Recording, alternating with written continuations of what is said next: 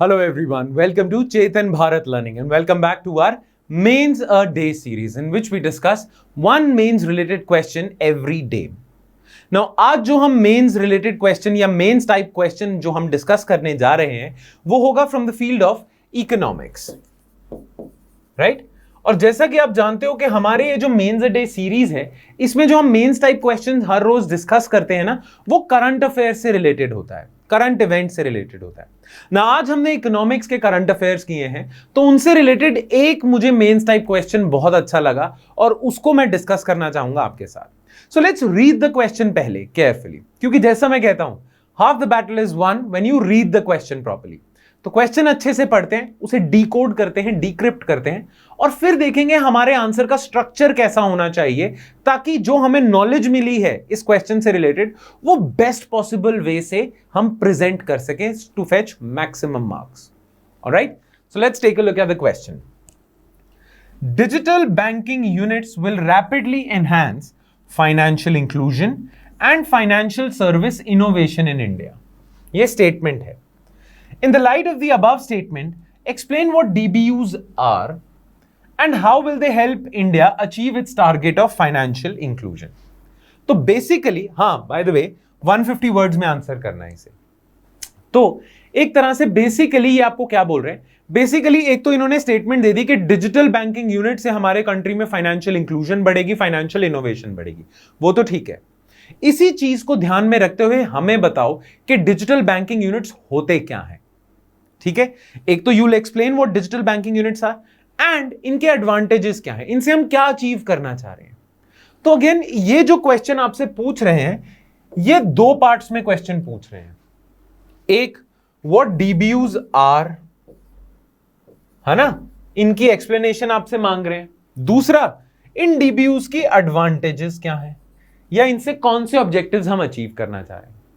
तो पूरे क्वेश्चन को आप मेजर तौर पे दो पार्ट्स में डिवाइड करोगे। एक में आप पूरा डीबीयूज को एक्सप्लेन करोगे, दूसरे में आप उनकी एडवांटेजेस एक्सप्लेन करोगे, राइट? माइंड यू, क्योंकि इन्होंने लिखा हुआ है कि DBUs will help in enhancing financial innovation and financial inclusion, तो आपके एडवांटेजेस भी इसी से ही रिलेटेड होने चाहिए मोस्टली। अगर आपको पॉइंट्स की कुछ शॉर्टेज हो रही है तो आप बाकी एडवांटेजेस भी बता सकते हो, वैसे ज्यादातर एडवांटेजेस हैं भी इसी से रिलेटेड।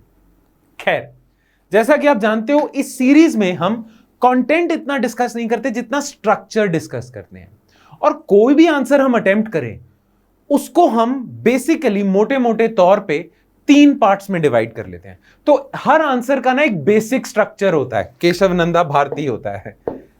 हर आंसर का एक, जितने भी आंसर है चाहे वो GS 1 के हैं, 2 के हैं, 3 के हैं, 4 के हैं, जितने भी आंसर्स हैं सबका एक बेसिक स्ट्रक्चर है। और वो बेसिक स्ट्रक्चर क्या है कि आप पूरे आंसर को तीन पार्ट्स में डिवाइड करते हो। एक आप देते हो इंट्रोडक्शन जो छोटी सी होती है, फिर आप देते हो major body of your answer जो मेन आंसर है आपका, जिसके मार्क्स मिलेंगे आपको, और एंड में आप देते हो कंक्लूजन। नाउ अगेन, जैसा कि मैंने कल की मेंस अ डे सीरीज जो साइंस एंड टेक्नोलॉजी का करंट अफेयर से रिलेटेड था उसमें मैंने आपको बताया था कि जो छोटे क्वेश्चंस होते हैं ना, 150 वर्ड क्वेश्चंस होते हैं, उनमें ज्यादा टाइम आपने इंट्रो और कंक्लूजन पे स्पेंड नहीं करना है, ये बहुत छोटी छोटी होनी चाहिए। मार्क्स आपको मिलेंगे इसी से ही, इसलिए ज्यादा वर्ड्स आप इसी पे स्पेंड करना। वर्ड्स लिमिटेड हैं आपके पास, 150 वर्ड्स ही हैं, तो you have to use them carefully. Hence don't spend too many words on introduction और conclusion, spend as much content as possible on your body, ठीक है? बट नॉनदलेस हमने इंट्रो और कंक्लूजन तो देनी है, तो दो दो लाइनों की देंगे। तो इंट्रोडक्शन में आप इस आंसर की इंट्रोडक्शन में क्या दोगे? इस आंसर की इंट्रोडक्शन में आप वो बताओगे कि डीबीयूज का कॉन्सेप्ट आया कैसे। जैसे you will start with to improve digital banking services in India, to improve digital banking services in India this year in her budget speech of 2022-23, Finance Minister Nirmala Sitharaman mooted the idea of digital banking units. In her budget speech, she announced that to mark the 75th year of our independence, Government of India shall seek to establish or shall promote establishment of 75 DBUs in 75 districts. यही announcement थी ना?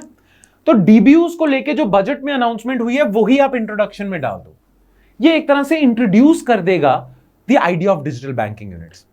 तो आप ऐसे भी start कर सकते हो, in the budget speech of 2022-23 government of India announce that digital banking unit shall be established bye commercial banks in 75 districts and 75 digital banking unit shall be established, या 75 इन नंबर। ये भी आप लिख दोगे तो 2 या 3 लाइनें ही लगेंगी और आपकी इंट्रोडक्शन कंप्लीट हो जाएगी। अब आप major part of your answer पे आ जाते हो, विच इज द बॉडी। तो बॉडी को भी आपने, जैसा मैंने बताया, मेन आपका आंसर 2 पार्ट्स में है, तो बॉडी को भी आपने 2 पार्ट्स में डिवाइड करना है। पहले आप हेडिंग डालोगे डिजिटल बैंकिंग यूनिट्स, ठीक है। तो डिजिटल बैंकिंग यूनिट्स की पहले तो आप दोगे डेफिनेशन, फिर इसके दोगे आप फीचर्स। नाउ फीचर्स में क्या आएगा, पहले तो आएगा एलिजिबिलिटी, कौन खोल सकता है डिजिटल बैंकिंग यूनिट, ठीक है, कौन खोल सकता है डिजिटल बैंकिंग यूनिट। देन आप बताओगे कौन सी financial services are going to be provided under digital banking units. So कौन सी डिजिटल बैंकिंग सर्विसेज प्रोवाइड करेगा। तो पहले आप डीबीयूज की डेफिनेशन दोगे, फिर कौन कौन खोल सकता है डीबीयूज, फिर कौन सी फाइनेंशियल सर्विसेज प्रोवाइड करेंगे डीबीयूज, और एंड में आप लिखोगे वो फीचर का भी पार्ट हो सकता है, सेपरेट आप हेडिंग डाल के भी लिख सकते हो, आरबीआईज गाइडलाइंस ऑन डीबीयूज। ये पूरा अच्छे से एक्सप्लेन कर देगा व्हाट डीबीयूज आर, ये वाला पार्ट, ठीक है। तो आपका first part of your question तो डन हुआ। अब सेकंड पार्ट क्या है, ऑब्जेक्टिव्स sought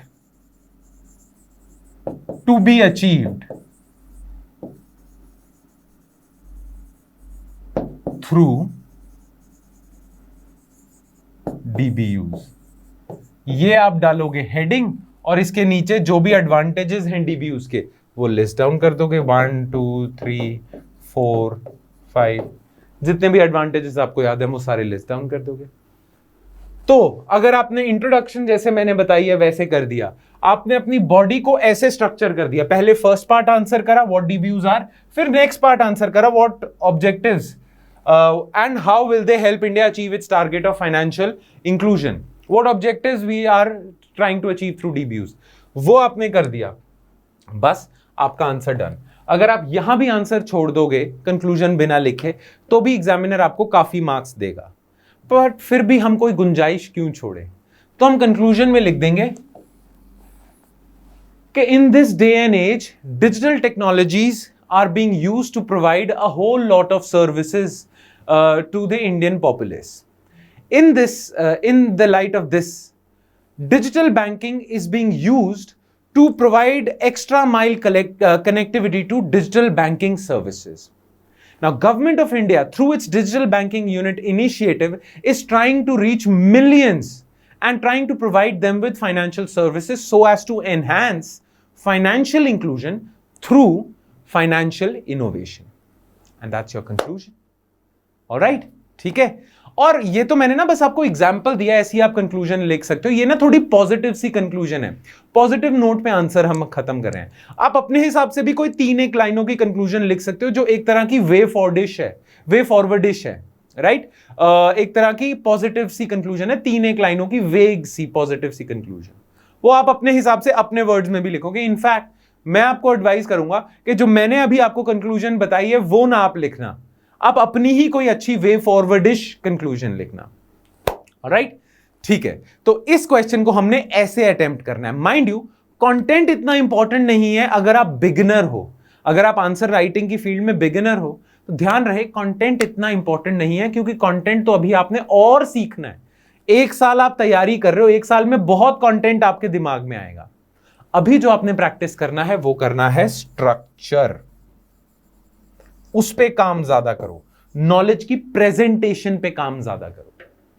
ऑलराइट, चलो फिर तो इसी के साथ हमारी आज की discussion on today's mains a day question खत्म होती है। Thank you so much everyone, I will see you next time with more stuff. Thank you.